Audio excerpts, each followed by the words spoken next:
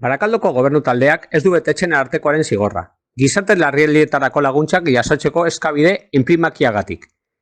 2022ko uztailean, arartekoak udal gobernuari eskatu zion gizarte larrialdietarako laguntzak eskuratzeko inprimakia aldatzea, jasotzen zituen murrizketak eta ilegaltasunak zirela eta.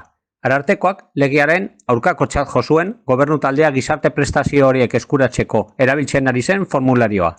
Handik egun gutxira eta publikoki, gobernu taldeak adierazi zuen bere gain hartzen zuela salaketa horren egiazkotasuna, eta larrialdiko laguntzak eskuratzeko inprimakia aldatuko zuela inolako murrizketarik egin gabe.